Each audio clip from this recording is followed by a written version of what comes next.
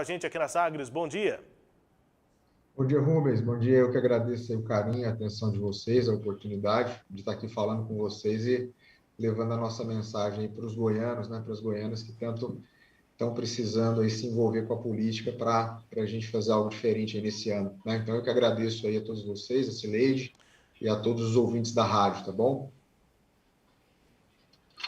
Edgar, obrigado pelo contato aqui, bom dia. E primeira pergunta aqui da minha parte, a Celeste também vai direcionar as dela, mas eu queria saber como é que o Novo chegou ao seu nome, né? Como é que foi um processo interno, havia outros nomes, e se essa definição, se a sua colocação como pré-candidato, ela é definitiva. O Novo não pode entrar numa composição, apoiar algum outro candidato e abrir mão da candidatura própria, ou isso é uma definição? O Novo vai ter candidatura própria e por que o pré-candidato é você? Bom, vamos lá. O Novo vai ter candidatura própria, né? Esse candidato sou eu mesmo. O Novo tem um processo seletivo, né? Um partido muito diferente da forma como os outros trabalham. Os outros partidos geralmente têm caciques, tem pessoas que são donas desse partido, e esses movimentos de escolha são muito baseados em movimentos de interesse mesmo, de composição. Então, o Novo não é um partido que funciona assim.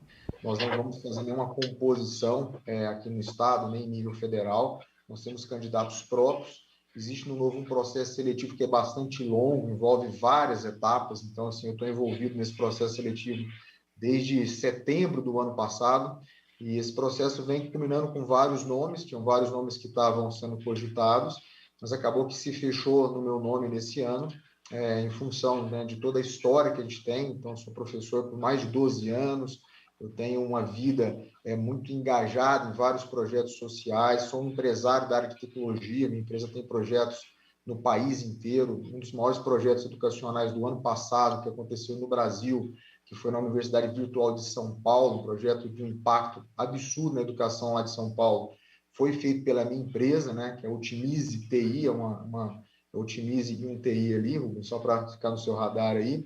Então, essa consolidação sobre o nome já é algo muito forte. Todo o diretório, né, estadual apoiou, comprou essa ideia. Foi algo feito em consenso. E a gente está muito firme, né, em trazer essa proposta do Novo para Goiás. É algo completamente fora dessa velha política, né? Eu sou um empresário. Há 2 anos atrás, se vocês me perguntassem, eu nem estava cogitando entrar na política, mas agora estou aqui para poder colocar todo o meu conhecimento, tudo que a gente tem de bagagem, para servir o povo goiano, para trazer uma nova forma, uma mentalidade diferente para a política, né? Uma mentalidade que abre mão de privilégios, onde a gente já tem visto o exemplo lá do Romeu Zema em Minas, né? Que fez esse trabalho de abrir mão de uma série de privilégios e reverter isso tudo para o povo, que é quem precisa, e é isso que a gente vai fazer aqui.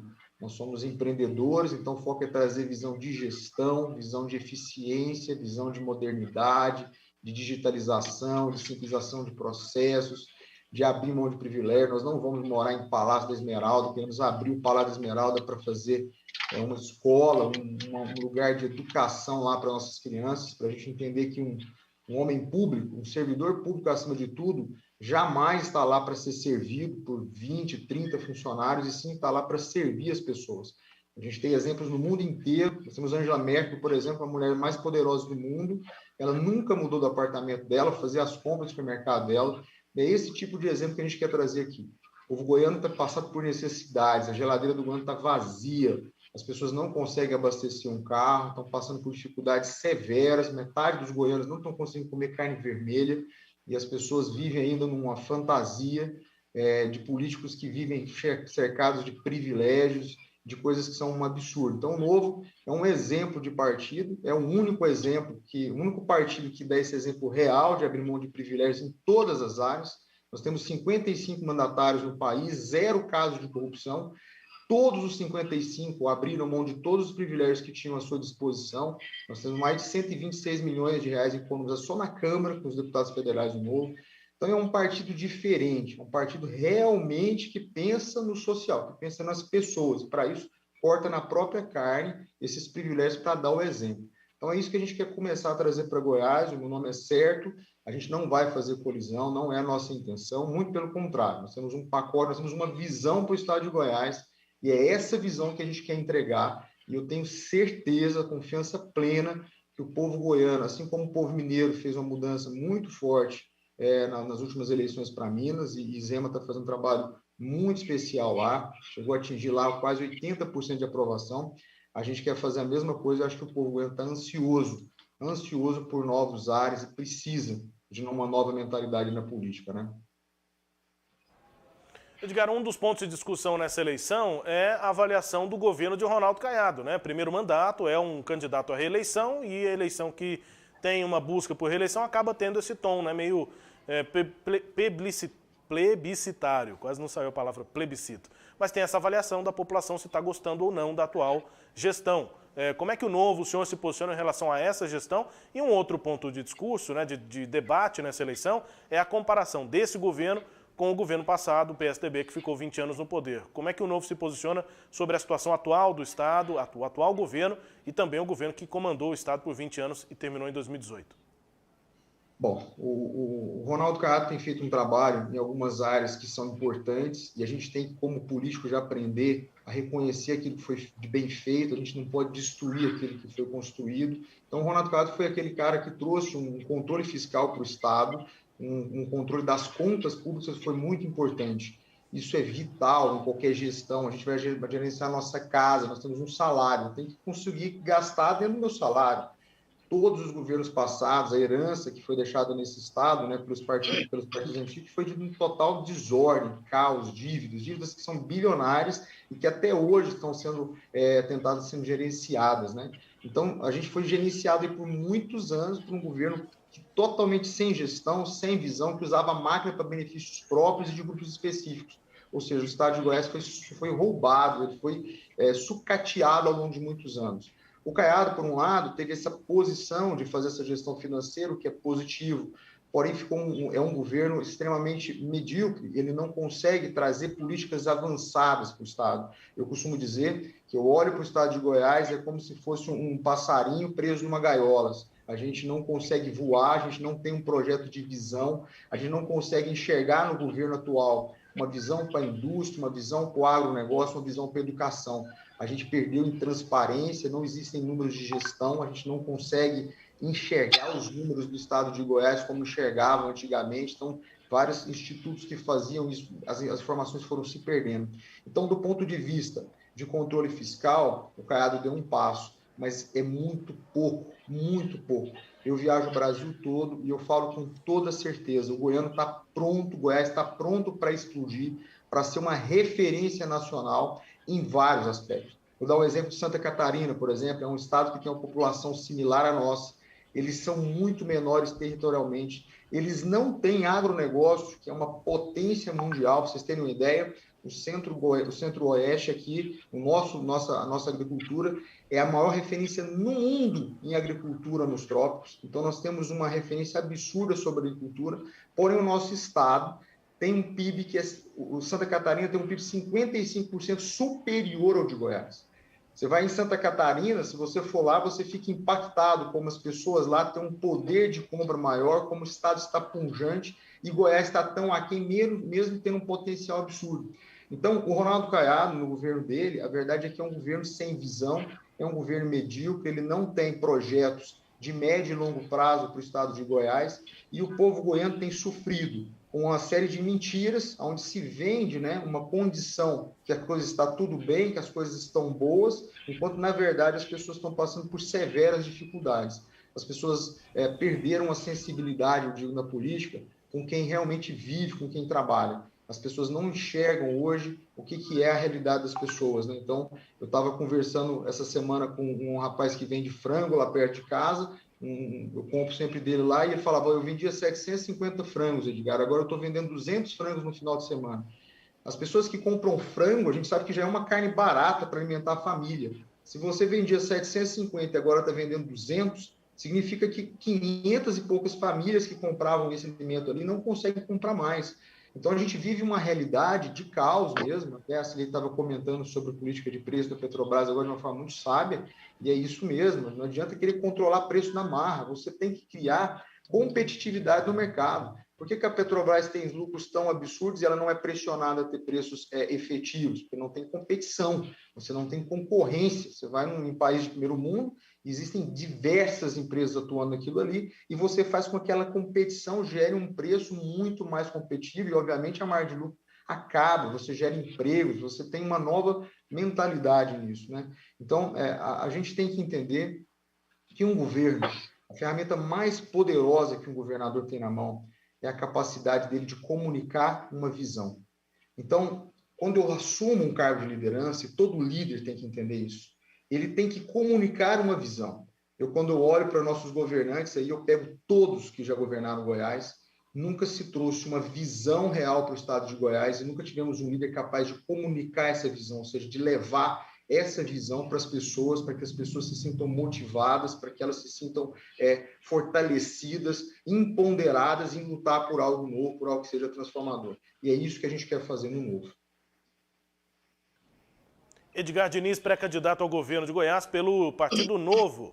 Conosco aqui também para os seus questionamentos. Sileide Alves. Bom dia, Edgar. Obrigada pela sua presença. Bom, esse discurso de acabar com as regalias, não morar em palácio, a gente sabe que ele não é o relevante na gestão pública. Ele tem efeito de propaganda, ele tem efeito de populista, né, porque agrada as pessoas, mas ele não é, eu não estou dizendo que não se deva fazer, eu estou dizendo que não é o principal problema que um governador tem de enfrentar. E a gestão pública, ela não é a gestão de uma empresa. Uma empresa, o conselho, a presidência, o CEO ou o conselho de administração vai tomar decisões com vistas ao melhor rendimento dessa empresa, à lucratividade dessa empresa. O setor público não é assim. O setor público visa o bem-estar da sociedade, o público. E a política, ela é necessária na atividade política, né? Porque você tem que conversar, você tem que conseguir moderar os vários interesses.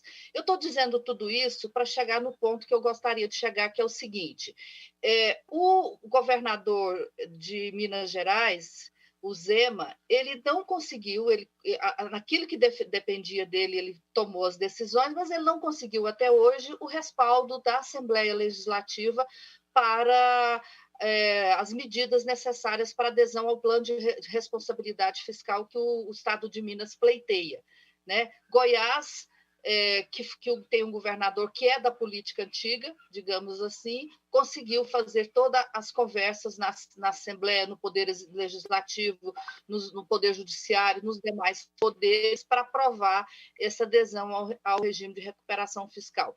E aí, para chegar na seguinte questão, Edgar, o Novo não está preso muito num discurso populista e menos nas questões da política que são necessárias para, de fato, melhorar a política? Boa pergunta, Sileide, boa pergunta. Vamos lá, vamos pegá-la desde o começo. Sobre a questão dos privilégios. Na verdade, não é a solução, mas é a base da solução. Toda liderança efetiva, ela só é real quando ela dá exemplo. Então, quando eu não dou exemplo, por mais que eu fale como educar meu filho e minha filha, um pai pode cansar de falar as coisas para os filhos, mas se ele faz ao contrário, os filhos vão fazer o que ele faz. Então, na medida em que eu sou um líder na política, que eu não dou o exemplo, eu posso cansar de falar para as pessoas que elas vão ter que tomar medidas parecidas, mas elas não vão fazer. Elas vão continuar usando o Estado para benefícios próprios. Então, quando a gente fala disso, isso não é uma medida populista. Isso, na verdade, é um exemplo de liderança. Um líder que ele quer realmente governar pessoas, ele quer conduzir pessoas, ele tem que ser o primeiro a dar o exemplo.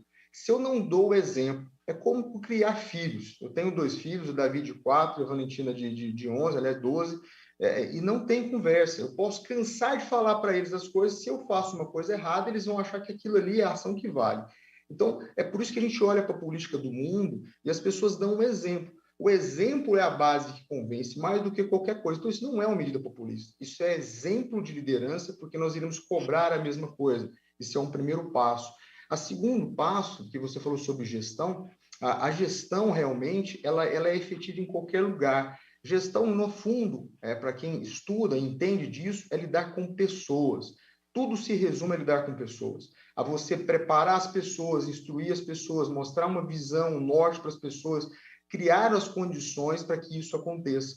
Então, gestão se aplica em qualquer lugar e o Zema provou isso. O Zema conseguiu atrair para Minas 190 bilhões de investimento privado, fazendo o quê? Removendo um monte de coisas que eram coisas que travavam o Estado, tornando digital vários processos, modernizando. Goiás não atraiu nem 5 bilhões. Então, eu nem consegui chegar no número, para você ter uma ideia. Eu tenho pesquisado de quantas empresas vieram para Goiás, eu não consigo chegar no número. Esse número não está claro, a gente não consegue, a minha equipe que está no plano, não consegue me dar esse número exato. Mas o que a gente somou não deu 5 bilhões. Minas trouxe 190 bilhões. Nós estamos falando de uma desproporção absurda de atração de investimento de empresas que querem estar em Minas. Goiás não consegue entregar energia para as empresas. Eu não sei se vocês sabem, mas nós temos um problema crítico de energia. Se você for um grande industrial e resolver vir para Goiás, você não recebe energia. Se você quiser, você vai ter que montar a linha de transmissão, montar uma subestação, você mesmo, com um projeto seu. Isso é um absurdo. Como é que o nosso país, nosso estado, Cileide, vai dar emprego para as pessoas de qualidade? Como é que a gente vai gerar renda se eu não consigo criar empresas? E aí, o que se faz em Goiás? Em vez de se criar condições, isso é gestão mesmo, gestão é gestão em qualquer lugar. É claro que existem dois mundos na questão da política, mas é que você tem, primeiro, uma fase de eleição. Eleição aqui, o Novo tem uma postura muito clara. Agora, quando ele for governar, assim como o Zema fez, a gente vai governar com todas aquelas pessoas que o povo goiano escolheu. E aí é diferente, é construir ideias. Uma das ideias que a gente tem, por exemplo, no Novo, e a minha ideia como governador, é ser um governador servidor. Nós queremos servir, e eu acho que jamais em Goiás as pessoas entenderam isso. O nosso papel enquanto governo é ser um intermediário para os municípios. O papel de um governador é servir cada município, cada prefeito, cada secretário de um município de uma forma muito próxima, mas com muita informação. Vou dar exemplos bem práticos para vocês. Nós tivemos uma lei de saneamento básico, foi aprovada. Essa lei é uma potência do ponto de vista de investimento privado e uma revolução no saneamento básico que melhora a saúde de toda a população. É um retorno absurdo. Não existe nada acontecendo em lugar nenhum no estado de Goiás. Essa lei está aprovada já tem 2 anos. Existe um único município que está fazendo isso, ou 2, se eu não me engano, que é por iniciativa própria do prefeito. Isso é um erro. Quem deveria estar fazendo isso é o Estado. Eu tenho que pegar o que eu tenho de benefício e lá no município servir cada prefeito. Dizer, prefeito, temos essa lei aqui, eu quero te ajudar, a minha equipe está aqui para te ajudar. Vamos colocar isso para rodar rápido em todos os lugares. É assim na educação, tem que ser assim na questão da indústria. A nossa indústria está sucateada e não tem condições. E se eu não sou aquele que serve, aquele que vai lá para pegar, mas para ser um parceiro mesmo de cada prefeito, eu não consigo transformar o Estado. O governo do Estado, ele tem que entender que ele está aqui para servir os municípios. São os municípios onde as pessoas moram, é lá onde as coisas acontecem. Então, eu preciso dar eficiência para o município. Eu preciso ser exemplo e um ápice de gestão para poder levar isso. Eu preciso levar tudo muito pronto. Nós temos lei do saneamento básico, um marco que muda tudo no Brasil, não se fala nisso no Estado. Nós tivemos uma lei de inovação e agilidade nos negócios, não se falou disso em Goiás. Você vai em outros estados, existem municípios em todas as cidades para usar benefícios dessa lei. Existe uma lei da startup, para você criar startup e usar startup para poder usar escalabilidade na educação, na saúde, fazer várias coisas. Não se fala disso no Estado. Existe um marco da ferrovia que Goiás precisa tanto a nível de futuro. Ninguém está fazendo nada sobre isso. É um marco que permite investimento privado e a gente tem muita gente que gostaria de fazer isso. Então, o governador, ele tem que ter uma visão que você tem metas e uma situação de construção e você tem que comunicar. E ele tem que servir as pessoas que, de fato, estão lá na ponta, com as pessoas. Ele tem que servir os municípios. Então, como é que funciona a política para nós? De verdade. A gente vai servir essas pessoas nos próximos 4 anos. De verdade, vamos servir os deputados estaduais que forem eleitos, nós vamos escutar eles, é o que o Zema tem feito. O Zema, de fato, não aprovou ainda a recuperação fiscal. E por que não se aprovou ainda lá? Porque existe uma mobilidade muito grande, várias pessoas lá, por exemplo, os servidores públicos de Minas, por exemplo, eles ficaram anos sem receber, mais de 12 anos, né, recebendo as coisas, ou não recebia, ou recebia parcelado. O Zema já está pagando em dia há vários anos, e isso desde o primeiro ano ele conseguiu reverter. Então, existe uma resistência, porque isso implica em cortar na carne algumas áreas. E ele está lutando para vencer essa barreira lá, que vai ser importante para Minas Gerais. Edgar, o Novo ele teve muitos problemas nesse primeiro período aí de Congresso Nacional, de mandatos. Eu pergunto o seguinte, qual que é o Novo hoje que vai para as eleições? É o Novo do Amoedo, que é muito crítico do governo de Bolsonaro, ou é o Novo de parte da bancada no Congresso Nacional que dá sustentação política, que é apoiador do presidente Bolsonaro? O Novo, na verdade, não é apoiador Bolsonaro, o Novo é apoiador de ideias, né? Então, muitas vezes se confunde uma coisa com a outra. Então, isso, inclusive, de fato, houve essa dificuldade de gestão do Novo, né, com o João Amoedo. Por quê? Porque a bancada do Novo ela é conduzida por ideias. Por exemplo, quando você tem um marco do saneamento básico, se é o governo Bolsonaro que trouxe, foi ele que trouxe. Se é bom, tem que aprovar. As pessoas precisam disso, né? Esse projeto já estava lá, da época do Michel Temer. Sim, estava há muito tempo, mas ele teve uma série de mudanças, né, que trouxe esse engajamento do investimento privado, que é muito mais forte. Então, a forma como a negociação se dá para você conseguir investir no saneamento hoje é como um padrão do primeiro mundo. Então, esse projeto ele foi atualizado de uma forma muito forte. Então, o Novo não é apoiador do Bolsonaro, ele é apoiador de ideias. O Novo que Mas ele estava dando eleição... apoio a Bolsonaro, seus políticos estavam dando declaração, estavam favoráveis ao Bolsonaro. Não, na verdade, nas eleições que você fazer o quê? Na verdade, não era apoio. O que existia era o seguinte: o João Amoedo queria já investir de forma muito forte no impeachment de Bolsonaro e aquelas pessoas que estavam lá não entendiam que aquilo era a hora. Então, não era uma questão de se tratar de apoio a Bolsonaro, sim de você achar que era momento ou não para aquilo. O que é o Novo da eleição de 2022, que é o que importa? É o Novo que é representado pelo que o Zema tem feito, é o Novo representado pelo que os congressistas do Novo têm feito, é o Novo das pessoas que estão chegando, porque o Novo, as pessoas que estão ouvindo precisam entender assim, se você acompanha o Novo, nesse tempo todo, apesar de ter discussões e tem muitas fake news sobre isso, não se mudou uma vírgula no Estatuto do Novo. O Novo é um partido que tem princípios, tem valores e ações que ele quer para o Novo. Se você for no site do Novo, não mudou nada. Então, o que existe foi, de fato, uma mudança de posicionamento de pessoas, mas os princípios do Novo são exatamente os mesmos. Ou seja, a gente quer um Estado que gaste menos, que consuma menos, um Estado que ele seja como as margens de um rio, ou seja, o Estado ele tem que ser só as margens para deixar com que o rio, que a água, que é quem vai empreender, para quem vai produzir, possa fluir. Ele não tem que atrapalhar essa água fluir. Hoje o nosso Estado atrapalha. O Novo quer liberar para que as pessoas possam produzir, a gente quer gerar condição, a gente quer criar formas para que quem possa empreender venha para Goiás. Hoje as pessoas estão impedidas de vir para Goiás. Quem quer empreender em Goiás sofre muito. Tem empresários aí que eles estão na mão de soluções que deveriam vir do governo, e se ele quiser, ele vai ter que fazer tudo do bolso deles, vai levar 5, 6 anos. São 5, 6 anos onde as pessoas não vão ter emprego, elas não vão ter como crescer, famílias vão ficar abandonadas financeiramente. Então, a gente precisa entender que a mentalidade da política é uma mentalidade de execução, de criar condições para o Estado crescer. Rubens? Edgar, só uma última questão aqui, que é a composição de chapas, né? Primeiro as proporcionais. Para deputado estadual, deputado federal, o Novo em Goiás tem chapas fortes. Pretende eleger quantos deputados estaduais e quantos federais aqui em Goiás?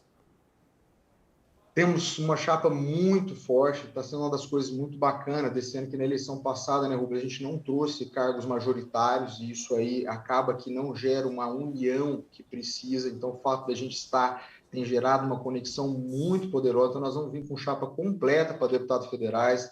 A nossa meta é de 2 deputados federais e pelo menos 2 a 3 deputados estaduais. Temos um potencial de bem mais estaduais, porque está crescendo muito. A gente tem visitado muita gente, então, assim, eu sou um cara da área da educação, então fiquei muitos anos em sala de aula, tenho recebido apoio da área de educação, eu sou um cara com muito elo com empreendedores, e eu tenho conversado muito com eles, eles estão dispostos, de certa maneira, desesperados por uma mudança. Eu sempre participei de muitos projetos sociais, e as pessoas estão precisando de mais de mudança. Então, assim, nós vamos vir com uma chapa, vamos usar todas essas redes de conexões que a gente tem, as pessoas estão procurando a gente de uma forma muito forte, e a gente percebe que existem condições muito propícias para isso. Então, nós temos candidatos, sim, muito fortes. pessoas que, inclusive, já foram muito bem votadas na eleição passada, mas por conta do coeficiente não foram eleitos, porque não havia uma chapa completa, a chapa era uma chapa mínima, e dessa vez a gente está vindo com tudo, uma chapa completa, com nomes muito especiais. Vamos vir com o nome para Senado também, que é uma pessoa muito conhecida, um empreendedor muito forte. A gente quer trazer uma mulher para a vice, também já temos um nome muito bacana. Então, são todas pessoas extraordinárias, que já estão aí nesse processo aí de seleção do novo, porque todos eles passam por isso, é feita uma investigação da vida completa da pessoa, é uma série de entrevistas, uma série de discussões, de estudo mesmo. Pra você ter uma ideia, eu estudei mais muitos e muitos dias aí de material para poder estar nos preparando para trazer as melhores ideias para o povo goiano, né? Então a gente vai vir com essa chapa completa, e a nossa meta é realmente trazer uma eleição muito forte. Eu não estou me lembrando aqui, pode ser que eu tenha me perdido na sua resposta, mas você falou sobre a meta para deputado estadual, falou-se da meta de número para deputado federal, quantos dos 17 o Novo pretende eleger? 2 federais a gente quer eleger e a meta 3 estaduais. A gente acredita que esses números são bem plausíveis. Ou seja, Edgar, muito obrigado. Bem alcançáveis. Eu que agradeço, Rubens. Obrigado pela entrevista, um abraço aí, obrigado pela disponibilidade, um bom trabalho. Obrigado, gente. Bom trabalho para vocês. Agradeço a todos que nos ouviram aí também, tá bom? Forte abraço.